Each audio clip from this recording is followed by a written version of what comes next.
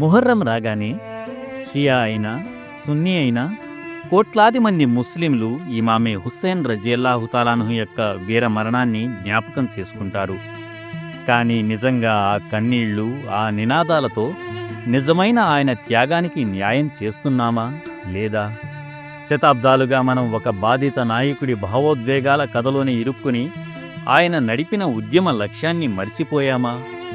ప్రజాభిప్రాయ పాలన అయిన ఇస్లామీయ పరిపాలన స్థాపించడంలో ఆ వీరుడు ఇమామే హుస్సేన్ రజియల్లాహు తాలాన్హు చేసిన ప్రాణత్యాగం, ప్రజాస్వామ్య పరిపాలన స్థాపించడానికై అసూలు బాసిన ఆ అమరవీరుని త్యాగనిరతిలోని లక్ష్యాన్ని గుర్తు చేసుకునే గాథయే నేటి వర్తమానం ప్రత్యేక కథనం.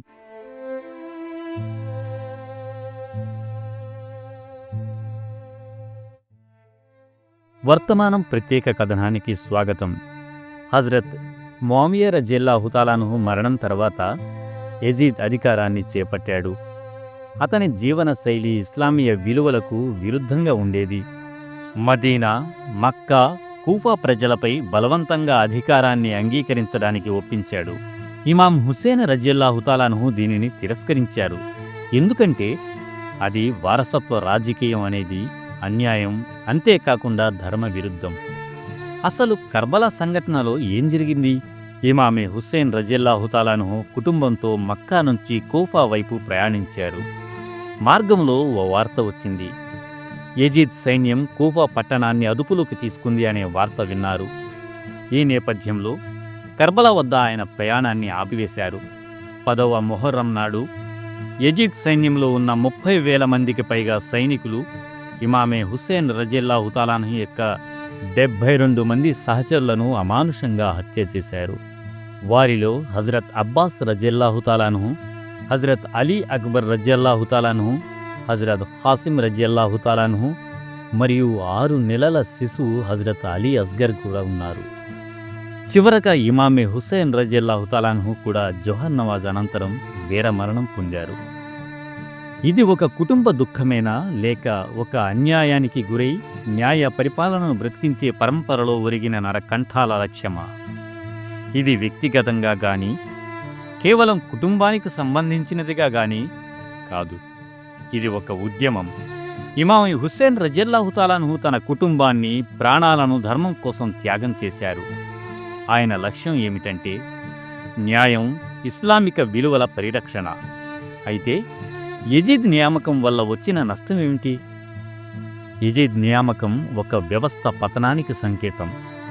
మునుపటి ఇస్లామీయ పాలకులు ప్రజల సలహాలతో, దేవుని సహాయంతో పాలించారు. కానీ యజీద్ పరిపాలనను రాజ్యాధికారంగా మార్చాడు. బైతుల్ మాల్ను, అనగా సామూహిక ధనాన్ని వ్యక్తిగత అవసరాలకే వాడాడు. ప్రజలకు, ధర్మానికి జవాబుదారీగా ఉండలేదు. ఈ మార్పును ఇమామే హుస్సేన్ రజియల్లాహు తాలాన్హు సుదీర్ఘంగా ప్రతిఘటించారు.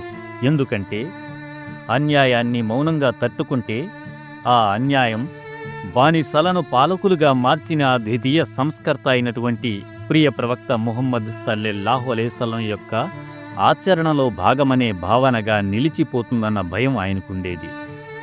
ఇక హర్రా సంఘటన రాజ్యవాదం చివరి దశ. హిజ్రీ శకం 63వ సంవత్సరంలో మదీనా ప్రజలు యజీద్ను తిరస్కరించారు. హంజలా కుమారుడైనటువంటి అబ్దుల్లాను నాయకుడిగా ఎన్నుకున్నారు.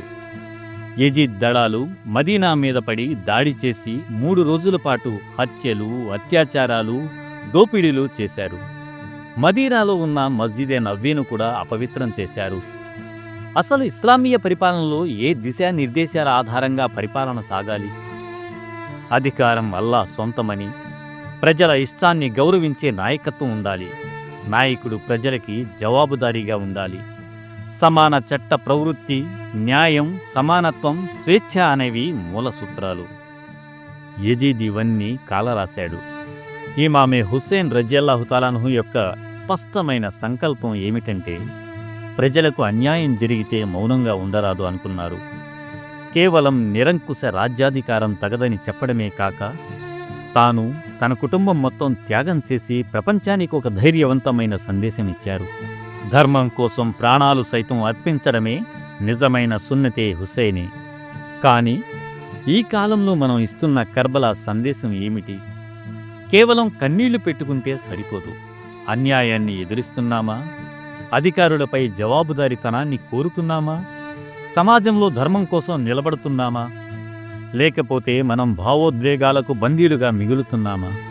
ఈ వృత్తాంతం యొక్క తుది సందేశం ఏమిటంటే, హుస్సేనియత్ అనేది భావోద్వేగం కాదు, అది ఉద్యమం. ఇది మానవాళికి చెబుతుంది ఏమిటంటే, దుర్మార్గాన్ని ఎదిరించండి, ధర్మం కోసం పోరాడండి. కన్నీళ్ల కంటే చర్యే గొప్పది. నిజమైన నివాళి అంటే ఆయన ఏ లక్ష్యానికై ప్రాణత్యాగం చేశారో ఆ లక్ష్యాన్ని అనుసరించడం. ఇది ముహర్రం యొక్క వాస్తవికత. సుపరిపాలన వ్యవస్థ స్థాపనకై ఆ అమరులు వేసిన ఉద్యమ బాట. మరిన్ని విశేషాలతో, మరిన్ని ఆసక్తికర కథనాలతో మళ్ళీ మీ ముందుంటాం. Until then, stay with us. ధన్యవాదాలు.